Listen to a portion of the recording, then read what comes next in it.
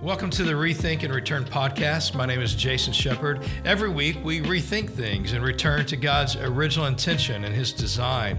We generally do 2 recordings a week. One, we revisit a passage of Scripture that thousands of people are studying together in a Sunday gathering or in a house church, and we're just going to dig more deeply into these things that we didn't get to talk about enough or want to talk about more that we're wrestling with. And then we do another recording where we're just working out leadership things, being a pastor and ministry or leading stuff, and wrestling with tensions of how we live like that in our world today. So we'd love for you to like this, subscribe to it, share it with other people. Enjoy the podcast. We'll see you soon. Hey, thanks for joining us for the Rethink and Return podcast. We're having a little leadership conversation, just about stuff that we've talked about, actually. We had about 120 leaders come from around the nation and another nation last week. And, you know, we're doing a lot of house church conversation stuff, but in the middle of that, we do a lot of just general leadership, pastoral things about what it means to lead in the church, probably just general leadership stuff too, but specifically the church. And so we're going to get into some of that today. But as always, not as always on the leadership things, but sometimes. Sometimes. My amigo Dave. Always glad to be here. Hangs out and we have these talks. So good. Dave, preached to a lot of people for a lot of years on the road, and then he came and worked here 11 years ago. Yes, 11 years ago. And that's so, right. Dave and I have been leading in this church together for a long time. And leading in a church it's different, isn't it? It's a different world. It's different. It's hard to describe to somebody that it's different from, we always say all work is hard. Everyone has hard jobs. Totally. And we never discount that. But it's hard to describe, the world inside the church world and what it takes to lead thousands of people and how you shepherd major groups of people to move forward.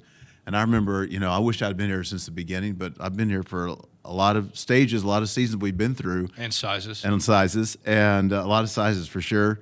And I remember you saying often that, it takes pioneers to do something like this. Yeah.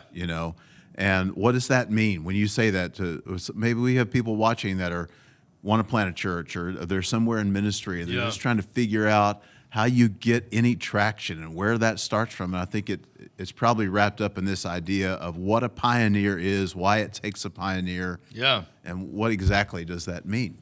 Yeah, that's a great question. We talked about that last week at the conference because we had a lot of people here. Some were in large churches looking to try to adjust this culture in their church to decentralize and distribute leadership, which is hard, but it can be done. And then you have people who have started or they're about to start a church. And I like to say there are few pioneers. And I didn't realize that when I started Church Project, and it caused me a lot of pain because, man, I got really offended. I got really hurt, man. I felt betrayed by people who wouldn't help me. I thought more people would be like, well, this is a beautiful thing. Right. I'm going to help you do that. But I realized not many people are pioneers. And, of course, when we think of a pioneer, we think of a wagon trail heading out west. But somebody went through that valley, that pasture first. Right. Someone has to go first. There's no That's right. There's no wagon wheel tracks there, that's pretty wild to be first. And you think about those people, man, they risked a lot, but they had a vision. But, I had, at least for Church Project, it was a pretty, especially at that time, especially 15, coming up on 16 years ago, I didn't know anybody regionally, statewide, others who were doing anything I couldn't learn from them. I couldn't get in community with them. So I had something deeply embedded in my clarity and convictions, which we'll talk about in a little bit. And but very few people came for a very long time. Why do you think that was? Was it because people didn't see what you saw? I know you served with people that loved you and thought what you're doing was great, and then you go off onto an horizon where there are no wagon wheel tracks and there's no blueprint. And do you think some people just didn't go because they couldn't see it, or are people rattled by the fact that it's unsafe and it's not certain? What do you think? Why do people not go with someone who has vision? Well, I'll say one, I didn't want any people to come with me. One thing we need to talk about in a minute, Like some people plant a church, but they don't plant a culture. I think there are a lot of people who plant a church, but they don't plant a culture. I wanted to plant a new culture. Therefore, I didn't want anybody coming with me from a previous church, right? Right. And so let's dig deeply into that in a minute. Yeah, let's do. But I'll say that, if somebody's going to come to a church, a new church, that's super risky for them. Is it risky for me? Yeah. But this is what God's called me to do. But it's super risky for a guy who already has a lot of his life. I mean, life is already hard. My job is hard. Marriage is, I got to pay attention to my wife or my husband. I got to pay attention to my kids and my money and my bills and their sports. And, I want to go hunting every once in a while or whatever. Like, life's already sort of complex. And when you add in, I'm going to be a part of something that is fragile and may not make it, I'm not really sure what it'll become. That's a pretty scary thing. There are not many pioneers. That's why for me, we got a lot of people around here now, but when somebody's been with us, like I say that, Jennifer knows, like if a pioneer, like one of our early pioneers reaches out to me, hands down, 100%, right. The answer is yes. Yeah. You know what I'm saying? Like it is a yes to people who pioneered with me because that's a different breed of people. They mean something even more to me because we wouldn't be here without them. And so I think for somebody who's starting something, like I think it would probably translate into business too, but for sure in the church world or in the nonprofit world, there are very few pioneers. Like even people, I remember a guy telling me one time who pastored this large church, he's like, people aren't going to give until you're bigger and more established and older. And I'm like, well, I need them more now. But I said, why is that? He's like, I don't know. But for me, I know they're not a pioneer. Like very few people, like they don't know if their engagement in the kingdom is going to be stewarded well because they don't know if this thing's going to be here. 80% of church plants fail within the first 3 years. Of the 20% of churches that remain, not more than 80% of those reach more than 200 people. So like, which is fine. That's not good or bad. It's just a lot of churches just don't make it. And so there are very few pioneers. But people actually, I think most church planners, they're so desperate. They're so afraid. Like they will compromise their calling and their culture just to get some people. Let me ask you, I know where we're going with that, but while we're still talking about pioneers, and maybe someone didn't really have the vocabulary to put it to that, like someone's out there doing it like, yeah, great. Wait a minute, I am a pioneer. And you talked about like one of the things is that some people don't go with you, and that brings disappointment. And how did you handle that? Like, what did you do with that disappointment where you've got this out in front of you, and you got people who are like, I'm out, bro. Yeah, how do you handle that disappointment? Yeah. Personally, what do you do? It's the look, if you're signing up to be a pastor or an overseer, an elder, start something like this, shepherd it, you're signing up to be super sanctified. I mean, I sort of joke that I needed so much sanctification. God made me a husband, a father, and a pastor. Like, being a pastor is super sanctifying. But you're pastoring while you're also planting. And planting is distinct from pastoring. And one of our elders, years in, I called us a church plant, and he's like, "Hey, by the way, I think you can stop saying that we're a church plant. Like we're a church." Yeah. And I'm like, "Okay, I think there's something to that, but I also know how fragile this whole thing is. But I think you're right, But there's a whole lot of energy going into planting while you're also, pastoring and shepherding. Right. And so, man, it's so sanctifying. So, I had to take my pride, sense of betrayal, loneliness, sadness, hurt. Sometimes people, I have an axiom that says in order to justify, people will vilify. Right. And so often for people to justify their departure or separation, they will vilify. Sure. There's always something that can be vilified. Every spouse could vilify their other spouse because we're all fallen people. Every church could be vilified. Some deserve it because they are majorly off, but right. Yeah. So I mean, it was hard and humbling and hurtful. Right. And in some ways helpful. This guy, he can't help himself. Hard, humbling, hurtful. Three is not enough for you. No. You got to get to 5 or the Pentateuch. Yeah, the 7. magic is like 4 or 5 with the sermon outline. All right. Okay. But like, so let me ask you, because like, if you don't deal with the disappointment, can it come back to haunt you? Oh, yeah. And then what do you do with those? Like, I would think that you'd have to make some clean breaks along the way. You're like, you know what? Where I'm going, I can't harbor this stuff. Yeah. You know, I've got to. Yeah, that's good. I've got to put it to rest. I just wondered.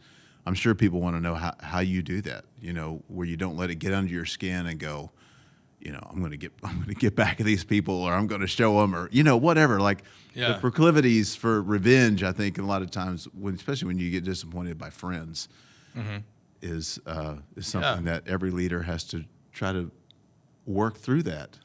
You know? Yeah, I don't know that I would say I had like tendency or desire for like revenge, but like I carried hurt for too long. Right. And it'll make you sad. It'll make you mad. I guess for me the question just became how I wanted to know how to get past carrying hurt all the time. Right.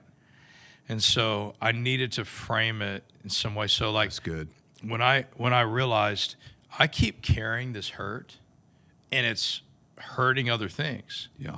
You know, that when I identified that I was just carrying hurt and pain, like that became my prayer. Wow. That became the thing I pressed into. That became the thing I pursued with certain people. With certain principles. Yeah, I mean, honestly, dude, like when I found out, I am carrying pain and it's affecting things. Like that became like one of my most personal, consistent prayers for myself. God, teach me, show me, help me, lead me, reveal this to me. Like I had to work through that a lot, man. Yeah. And like I prayed about it. I looked in the Word. I memorized scripture about it and prayed that into my life. I mean, a lot of some good Old Testament narratives helped me. I mean, Paul's narrative in his life of how that he worked through that helped me. Of course, Jesus, carried a lot of that. I read stuff on it. I read books on it, articles on it, papers on it. I talked with other leaders about it, other pastors. Really good. Like my mentors, I have 4 of them beyond elders, and I met with them monthly. I talked with them about this all the time. I just kept it there until I was able to get some victory in it, you know? Yeah. I don't use that word much, but I mean, until I was able to like gain some distance from that. Yeah.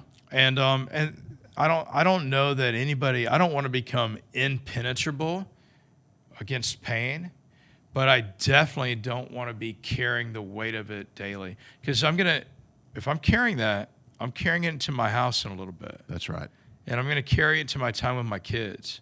I'm going to carry it to a date night with my wife.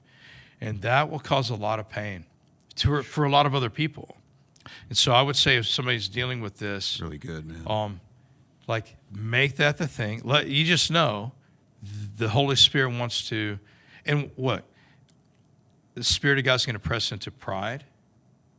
It's going to press into, depending upon anyone other than the Lord. Wow. For like your sense of identity, your sense of control over the church. He'll help demolish that through this. So I would say if you're carrying this, and most leaders I know do, and most pastors I know do. I mean, I know people who cut hair who feel really hurt when somebody whose hair they used to cut goes somewhere else. Yeah, you know what I'm saying? Right. Sure. I mean, it goes across the spectrum. Yeah. I mean, there was a place Brooke and I used to eat all the time, and then our schedule changed, and something else changed, and we never do. And then we went back to this one place, and the person was like, not only do I miss you guys, but they felt really hurt that we hadn't been there. Yeah. I'm like, oh, man, we love you, but, yeah. And so, like, people carry this, and I'm sure people who lose customers, it's hard. And so, but that's a place where we press into that with the Lord. Yeah. Is that where the axiom came that you care, but you don't carry? Was it partly built out of you just having to push through all that? Like I care about this stuff, but I can't let it live in me. Actually, the axiom "we care but we don't carry" came from like sitting in the dirt with people, sitting in the dust, weeping with those who weep. Yeah. Like if I take the pain that I've been with the people this week, legitimate, like worst pain. Yeah. Lunch today with somebody. Like I care deeply. I mean, to the point of tears. Brooke and I were at dinner with a couple this past week, and like we're hearing their pain, and we're both emotional. But when I go home, I can't carry that as if it's mine. I'm going to weep with those who weep. But if I carry it, like someone who worked with me for years, I said, if you don't stop carrying all this pain, you'll quit. Yeah. Because you can't. I mean, we're not built to carry everybody else's pain. Right. But we are built to care. And so for me, care but not carry didn't come from that. I think that that's really good advice for people that are listening, like to hear you talk about keeping that issue before mentors until you could get some freedom. Like I wrote down, I have to get distance from my disappointment. Yeah, good. I got to put some distance, but I got to have someone. Sometimes you got to have someone help you do it. You can't. Yeah. It's not a solo fight. Sometimes you got to have people speak into it, and so I think that's a worthy battle that people need to be aware of and know how to fight. And then when you talk about being a pioneer, what goes with being a pioneer are convictions. That's right. And you had a set of convictions about what you wanted the church to be. So I wanted you to talk a little bit about the role of convictions in terms of planning a church and leading out into some uncharted territory. What are those convictions? Why do those convictions matter, especially in those early days? I'll say a few things here, and I am sorry that they will be alliterated because I don't want things to be seen as only valuable if they are. But I'll just say some different words and try not to, take it too far, Dave. All right. But I do think that church planters often want to start a church out of calling more than conviction. And this is what I think. I believe that, I have now spent the last 15 years with, I would say, in the thousands of church planters. Like in rooms with some one-on-ones, some dozens, some hundreds. So I believe that most church planters, not all, there are exceptions, they are planting a new church, but they're not planting a new culture. Wow. And because they're not planting a new culture, they're willing to do some things that I think are compromises. So let me give one prototype of this. A church plant that I know felt called to pastor. And the context to pastor, they needed to create that. Because other contexts where they had pastor didn't work.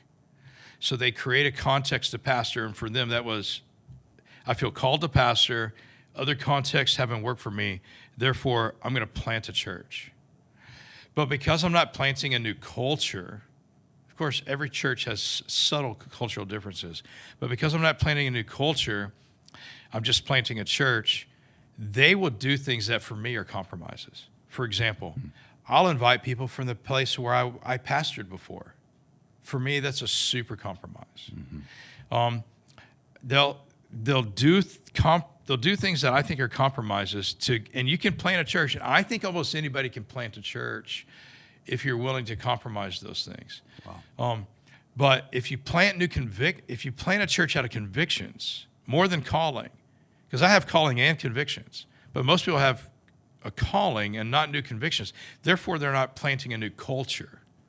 And if you're not planting a new culture, well, then you're going to compromise some things that for me, I would not compromise. Like, I would not invite anybody from the church where I worked before. Right. Anybody who worked with me, I'm like, you cannot bring anybody here from the church. We're planting a whole new culture. Right. If a group of people come from another place, they will compromise this new culture.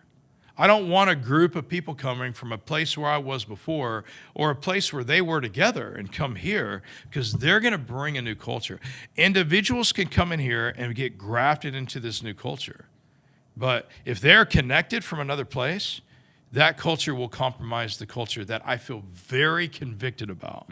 So I had some deep convictions that had been building over a long time. Yeah. And because of that, I would have rather a church plant failed than compromise my convictions. Wow.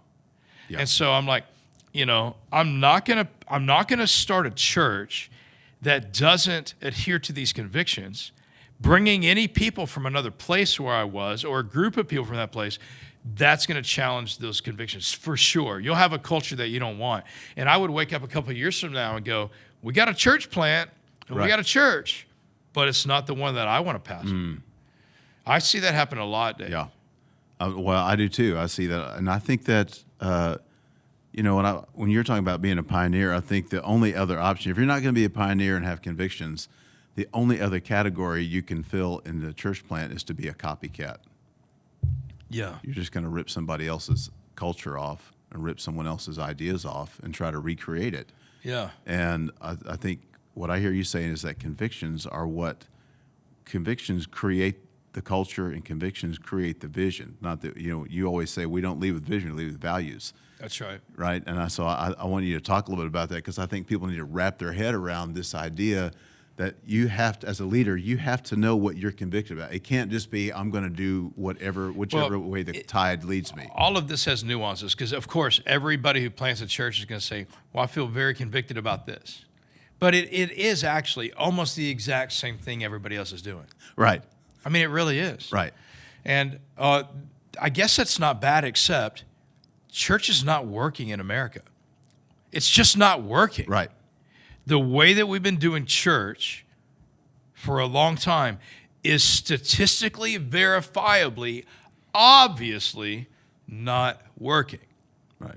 You can build a crowd, but that doesn't mean that it's working.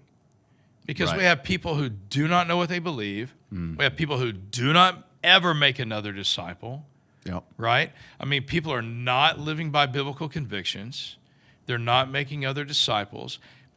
People are walking away from Christ. America is moving away from Christianity faster than any other nation in the world. Mm-hmm.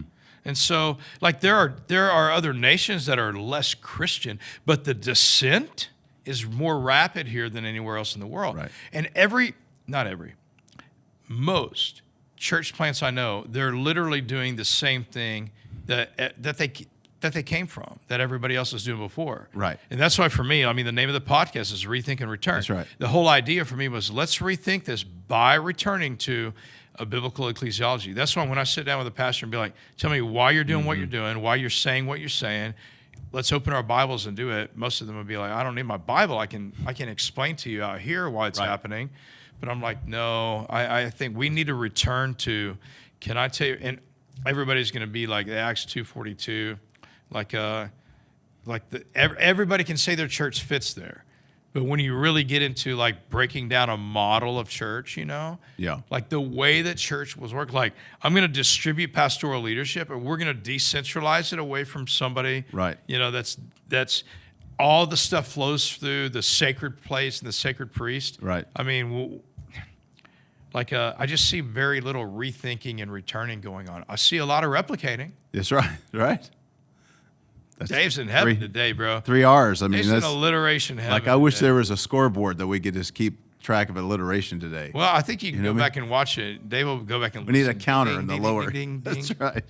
97. But so you're really saying your convictions were born out of Scripture. You were looking at this and saying, okay, here is what the essence of the New Testament church was, and anything that doesn't fit that, let's just strip that away and let's hold to what this is about.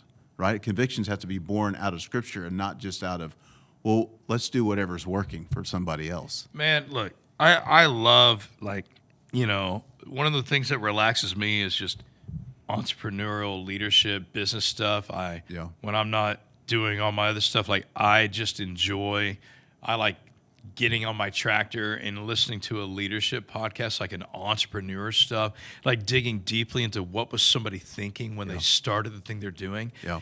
And the things that we all love and respect and enjoy came from somebody rethinking. Yeah. An industry, what are we missing here? Yeah, that's right. I know what, we have, one of our axioms is this is the last best thing we knew to do. Like what we're doing right now was the last best thing we knew to do. But there is a next best thing to do. Yeah. And so for me, for the church, I'm like, sit down and think about. But again, we're usually just like trying to improve a little bit upon the model. Right. I'm like, no, everybody's been doing that a long time. Yeah. We've had like, in my short life, now medium-aged life, I guess they call it middle-aged, but I won't say that. But in my short 51 years of life, there's been 2 or 3 different iterations of models. Right. I'm like, I want to rethink this whole thing. I don't want to just be a part of something that's going to work for the next 10 years. I want to start something that'll start impacting something for a very long time away. Right. Away. And so for me, what was the way? When Jesus said, I will build my church, what was the way he built it? How did he build it? Yeah. And then you have to stay radically dedicated to that, because if you don't, won't people try to take your vision away? Don't they try to? If you don't have convictions and all you want to do is create a church, then people will try to take the vision of the church away from you and make it what they want it to be. People, I like to say church project would be a compound of several elements, right? I mean, I won't try to exhaust them now, but let's just say simplicity for the sake of generosity, or, and we would include in that radical generosity, like unashamed biblicity, like we're going to unashamedly preach through the Bible, or diverse community, right? All these things that make up church project. There will be people who will come and they'll love 2 or 3 of these elements, but then they'll want to change this or this or this element, right? And so that's why when people leave here, I'm like, I get there is somebody out there who's better at this or better at this or better at this, no doubt. But the compound of what we do doesn't exist like this. Right. And so, wow, man. When people come, they would be like, I do like these elements. Right. But we need to try, and so they'll get embedded and try to change this element or this element. Right. And if you don't have like super conviction and super clarity, you could let a couple of those elements go, and then the compound no longer exists. And so we have had over the years, now the older we get, the bigger it's easier, because now it's embedded in our culture. Like now, if I tried to change it, it'd be really hard for me to change it. Right. Like I wouldn't want to. It would be as hard for me to change it as it was for me to plant it. So if I try to change one of these compounds, it would be so hard for me to change it. I don't have the energy to do that, or the interest, of course. So if I couldn't do that, I can't do it because now it's embedded in our culture. And so, but before it was embedded in our culture, when you're planting a new culture, before it becomes part of your culture, and for me, honestly, that takes years. Not to plant it or practice it, but for it to become embedded, it takes years. And in those years, from planting and practicing it before it was, find a P word for me, where it was embedded in your culture. Yeah, performing it or... No, that's practicing. Oh, super disappointed. No, sorry. Come on, I've been spinning that all day. What's the one time I need word for you, what? Like embedded in your culture, like it's become a part of it. I'm not going to let this go. I've been spinning that all day. It's got to be like part of the fabric, or... It's a hard one. I'll let it slide out, but I will need it for later. Okay. And I can't think of it either, so I'm not throwing you under the bus, all right. That's good. I was hoping you could help me, and you didn't. I totally blew it. I got to go into therapy now because I couldn't. So anyway, we planted it. We started practicing it. Before it got so embedded in our culture, what's going to happen? We're going to be talking about this in 4 minutes. We're going to go, and I'll be like, no, that's not it, David. That's still not it. So that's the vulnerable season. You plant it, you start practicing it. That's when people are going to come in here and go, oh, we need to change this. Oh, those first, dude, I would say 4 years before it was like in our culture. And I could sort of sense like when I'm a little bit more relaxed about something, that's when I know, okay, this is cultural. Like if I'm not in the room, if I'm out for a year, this is going to stay. That's right. Like I believe that. Yeah. Like I know it to be true now. If something happened for a year, I was out. I don't plan on that, but who knows? God may have other plans. I would come back, and I think these compounds that make up our culture, I think they'd all be here. That's powerful. I do. Yeah. Do you? No, I do too. And I see it, even though it's shorter than what you're talking about being on it for a year, but like on the days, like on the Sundays when you're out for the rhythms you created, like Sundays are the same. Yeah. Everything is, I'm not talking about just order, but the ethos, the ethics, all the stuff that we work under, it doesn't go a different direction when you're gone. Yeah. And I agree with that, but I think Sundays are like the least challenging thing to keep consistent. Yeah. Though I think it's valuable, this is the least challenging thing for me to keep consistent. Like all of these other deeply embedded cultural values, those are the things that I'm like, people could change this or this, and it would change our entire chemistry of our community. Yeah. And all that we're wherever we are. And so, yeah, man, people will try to change. So while you're planting and you begin practicing, that's when you're vulnerable until it becomes part of your culture, embedded in it. And so you have to have deep convictions. Till it becomes predominant. Close. Told you it would be no.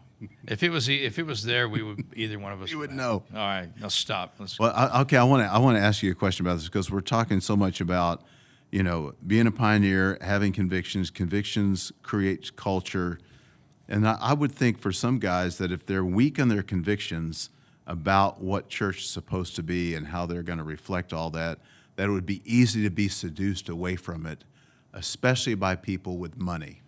Oh, yeah. And so I wanted you to talk a little bit about that because, people come in and go, oh, we like this, but if you change this part, we'll support it financially. If you just shift this a little bit. And so how do you help a planner resist that kind of seduction when they're like, oh man, this person could totally underwrite whatever whatever it is, and you have to say, I'm sorry, I'm not going to do that. Like how can you help someone if they were sitting at this table and they said that was their scenario? Yeah. What would you say to somebody about how to resist that kind of seduction? Well, if you're so deeply convicted about something and you have clarity, nothing would let you compromise it. And so, I've had those scenarios where people, literally would say, if we come here, there's a few of us, if we come here, this is collectively what we've, had a guy meet with me. He's like, I met with these few couples. This is what we would all give here. It's a big, big number. But we need this to change. And I think you'll be fine with that. And and so that was the last time that he and I talked. Right. There is nothing for me that would have allowed me to compromise my convictions. And I think if somebody doesn't have that kind of clarity, it's unfair to plant a church. Right. You shouldn't do it. If you don't have clarity and deep convictions that couldn't be changed, you should not plant a church because you're inviting people to step into this with you, like pioneers, to give their marriages and their families and their giving, and all this is going to integrate here, their ministry, it's all going to integrate here, their community, and you're willing to bring them into something and then compromise that for giving. I would rather not exist than be a different place. That doesn't mean we're exactly where I want us to be. Right. We're still growing. Right. We're still maturing. We're still pursuing things. As we keep growing and aging and changing, we have to keep adjusting. That's all part of it. Like the Apostle Paul told Titus, straighten out what's unfinished. We're always straightening something out. I got a list right now of 15 things that we're straightening out. 15 things that we're going after that we're straightening out. And I got to figure out what's first, what's next, what's the most important, has the most impact. How do we have the resources, people, leadership, money, whatever, to go after this? There are plenty of things here to not straighten out. But the ethos, the culture, we have that here. Yeah. Like I can't think of another place where I could go and lead, work, even participate in. Right. That's how deeply convicted I am. That's how different I think we are. It's how unique our calling is. And so, yeah, man, I don't even, for me, if somebody really is living by deep convictions and clarity, I don't even need to tell them how to have that conversation with some jerk who wants to manipulate you with money. Right. Because you'll never compromise for any reason. Right. Even for that Yeah. I mean, you really the answer then is you have to hold your convictions deeply enough that you can't be talked out of it. That's right. And you can't sell out because of someone's going to help you get you something that you think you really need. That's you right. Can't sell out. You got to keep doing it. And that's one of the things that, like, one of the things I love about being here is that I've watched you live that, and I've watched you grind it out. You know, when there could be easier paths, easier ways to do it. And man, I've seen it through all the different seasons of this church. I've seen you lead through all those seasons, and with all of those type of, you know, people around you going, well, just do it this way, or why can't it be more like, why can't we have this, you know? And you're like, I'm sorry, that's not us. We don't do that, you know. When people suggest something, I mean, I've given language to our team, like how do we respond to people? We say, thank you for caring about your church. Yeah. Enough to think about it and have an idea. We love good ideas. Yeah. We're not going to do that here because, and then we tell them why. Yeah. But thank you. Like we say, thank you, no, here's why, and thank you. But thank you. Great. I mean, generally people will be like, yeah, they'll say yes, or they'll say, let me get back to you, when they already know they don't want to do it. Right. But they don't have the courage. Right. And so when that happens in that gap of time, that person will be like, oh, they're talking about it, or they're thinking about it. But if you didn't have courage to say that right then, then you're probably not going to have more courage later. It's going to be harder and it's going to be worse. Yeah, right. You know? And there are things that we're like, hey, maybe we can consider that. Yeah. But at some point, you need to say thank you. I mean, because if somebody's bringing an idea, generally they think it'll help people. Right. But they may not understand the cultural implications of that. Right. So I do have this conversation a lot. That's really good. Because I have good. so many new people coming here. Do you do this? Hey, thanks for caring about that. I love that. It's great. Here's why we don't do that. Yeah. And here's why we won't do that. Right. So I think you need to be able to say why you don't do something and why you won't do something. Right. And then say thank you. Because there may be things that we just can't do. It's not that we won't or don't. We just can't. Right. But maybe one day we can. Yeah. But most things that we don't do, it's because we just won't do them. Right. Like if I had all the resources in the world, I still won't do those things. We will not. We don't do that here. And so, like I do think we need to be willing to say, thank you so much. We don't do that here. We won't do that here. Here's why, but thank you. Yeah. And I like that posture. Generally, people tell me, hey, I'm a little disappointed maybe that we can't because I love this thing, but I understand why. Yeah. And thank you for telling me. I mean, I would say that's 99% of the responses when people bring something to me. Right. Every once in a while, you have people who are like, oh, I'm going to try again, or I wish you, and I'm like, I'd like to introduce myself to you. Right. Maybe you haven't met before. Yeah, that's not going to happen here. If it compromises our calling and convictions, it's just not going to happen. That's right. And so I think that's part of my role. And then the role of the people around me is to keep protecting the culture by saying yes and no. And early on, you got to say no a whole lot. Yeah, you do, don't you? You have to say. You always say you have to say no till you get to the right yes. We say no till we get to the right yes, but that's like figuring out a solution of how we're straightening things out. Yeah. But no early on is no just protects culture. Right. You're just protecting culture with no. Yeah. Thank you, no, thank you. You know, thank you, no, here's why, thank you. Yeah, that's right. That's what we so do. good. Yeah. Well, and I think one of the things that I think a lot of people are scared of losing someone's approval, and that's why they don't say no straight away. Like they elevate these false expectations, like, oh, we'll think about it. We'll pray about it, and then they let it. And people are like, well, this guy never got back with me. But I think when you can be direct and honest and gracious about it, that you retain those people. Like you've actually led them into a different place, and instead of them leaving, you retain them because you've showed some strength and sensitivity, right? Or they leave and you value this thing more than these things. Right. And so, like, there will be people for sure. Okay. I mean, this is it. When people come, they're like, we love this, we love this, we love this. But if they don't get this thing, at some point they're going to be like, I'll let go of this thing, or I'll get it another way somewhere else. Right. But I can't let go of these things. Mm-hmm. But there are people who are like, hey, I love these things, but I'm willing to let go of all of this for this thing. Right. And so, but for me, that actually has helped me. Part of my prayer of learning how to heal and not carry so much hurt from this was to get this clarity. Yeah. Like, really I mean, good. I was able to get the clarity of going, hey, we have this beautiful culture here that's made up of these combination of elements. Yeah. Because a culture isn't a single element. It's a combination of elements. So we just plant them and protect them here, practice them. The word protect may be in there somewhere. They're super protected. Oh. They're super protected. We plant it, we practice it, and now it's protected because it's part of our culture.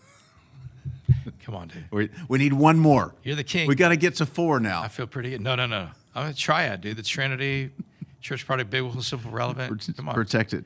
Yeah, that's it. Oh, I got it. You don't need to write it down. It's already in there. Forever be. I love it. It's protected. It's protected. It's now embedded in my culture. Practice, protect. I planted it in my head. I'm gonna practice it by singing it over and over, and it's now protected. Where were we? The people who are watching this are like, I'm nauseous. Stop. I get it. I am too, honestly. It's a combination. You're saying culture is a combination. Right. It's not a single thing. Right. It is a combination of these things. And so for me, I'm like, if somebody wants to walk away from these, what I think are beautiful things, for your thing or 2 things or whatever, I get it. Like, if you feel called to that, go do that. Like, we're going to be in heaven together. Mm-hmm. We're going to, hopefully be about the same gospel together. If you are here for very long, you're about the same gospel we are. You're going to love the word. Like, you're going to let go of some things, though, when you leave here. But you're going to get this other thing that you wanted. Right. I get it. But, hey, I can't let go of these things. Right, that's right. I won't. Right. So good. Yeah. I think a lot of people need to hear all this because it's so refreshing and it helps people to get outside of these little boxes that there was no vision and you're just going to replicate somebody else's idea and make it a little better. You got to get out of that box and begin to really embrace your own convictions. Yeah. And build your own culture and then stick to it. That's right. And people will come with you. Right? People will follow you. Well, the right that. people will. Yeah. Like when you get this stuff embedded into your culture, like the culture starts to call people out because people will walk in here and go, yeah, oh, good. That's what I'm here for. Like, I actually want people to come here who they're not a part of this yet, but they will become part of this. Yeah. Like, we have a lot of that. Yeah. Like, most people who come here have never experienced just quite this combination of culture. Yeah. And they come here and they're like these, I'm not just saying the feely things of culture, like these real, actual elements. Right. These things that are real, like you can show them and practice them. So I think this has been, like, all the podcasts are really informative and super helpful, but I think this has been a great combination of transparency and just what it really takes to do this. Like, this is, like, you've lived it, you've breathed it, you do it every single day of your life. And so in this podcast, we talked about building a culture and having convictions and not coming back off that. So what's the next step of that? What would you say people need to keep in mind? Yeah. I mean, well, the cool thing is, like, it either exists or it doesn't, right? I mean, at some point you just got to go, hey, man, this may not work, but that's okay. Jesus still loves me. I'm still going to heaven. I can still have a great life, Like, my identity isn't based on whether or not this thing makes it, you know what I'm saying? Right. Like, we're sure not the answer for the world. The world's going to go on with or without us. But, man, we get invited to play a part in the kingdom and in a unique part, and I like that. And so here comes the greatest joy. Right. The other side of this. We're not the answer. We're not the solution. Jesus is the answer and solution. His church is the carrier of that gospel. Mm-hmm. So we just get the joy of participating in it. Here comes the greatest joy. Other people stepping into this with you. Wow. Like, right. When 40 people became 45, I'm like, 5 other people believe in this, man. Yeah. Like, they're gonna start practicing that. Yeah. And 45 become 100 or 100, 200. You're like, man, these people, like, they see this now too. Yeah. Right. Right. Like, they actually are as convicted about this as I am now. Yeah. And, like, then when you see that build over years, you can just every once in a while just sit back and watch and go, oh, that's a joy. So good. Like that's the great joy of going, oh, the beautiful church that Jesus wanted to build, he wanted us all to experience. I'm just watching people do that. Everybody got here because somebody invited them. Almost. That's right. Yeah. They're all living this out together. They're all practicing it. I can't force anybody to do anything. Yeah. I'm not that compelling. Like I just got to help create a context built on these convictions and clarity, and we just protect the context. Yeah. I like to say, look, we just throw these ingredients in a bowl, and we let the Holy Spirit mix it up. That's really good. And so, like, I just threw these ingredients in the bowl that made up our culture and our context. Yeah. And like the Holy Spirit mixed up by bringing this person here and this person here, and they work it out together, and they're all living in their house church communities together and serving their city together, right? And like, I mean, I don't do any of that. Yeah. Like that's just, we just create a context or a container for this to happen, and we protect it and don't let anything hurt it. Yeah. Like I feel really protective of it because I know what it can produce. And so my joy is now seeing all these different people step into it and build it. It's not my church. My name's not on the sign. My name's not on the website. You know what I'm saying? It's not about me. Like we're just a movement of people doing this. Like, that is the joy. That's really good. And so it's actually more joy for somebody to step out of the centrality of it. That doesn't mean I don't matter. That doesn't mean I'm invisible. Right. That doesn't mean I don't use my gifts. Right. It just means like I'm not the most important thing here. I'm not the main thing. Early on, I had to plant the culture and then protect it. Yeah. You know? But after that, like, man, it's just self-perpetuating. I really love it.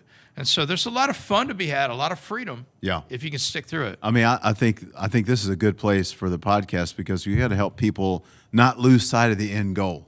Like there's going to be fruit that remains. Like people are going to come, people are going to see it, they're going to love it. One of the greatest compliments that I hear about Church Project a lot of time is, this is our norm. This is what we do, our culture. This is our norm. And when people have been here and been rooted here, and then they get transferred like to another state or another city, and they come back and they go, we haven't been able to find any other church like Church Project. Yeah. And that always reawakens me to like, we're doing something different, and people they deeply desire it, and they get someplace and they can't find it. Yeah. And that we want more church projects, but it just always reminds me that people are being affected by it. That's and right. They're carrying it with them to some other city. That's right. And trying to find those same core values. That's right. Those elements. They're going to other churches and going, what are their convictions? What's their culture? Mm-hmm. Like we've discipled people into knowing how to look and to see the DNA of a real church and not be distracted by all the trappings. Totally.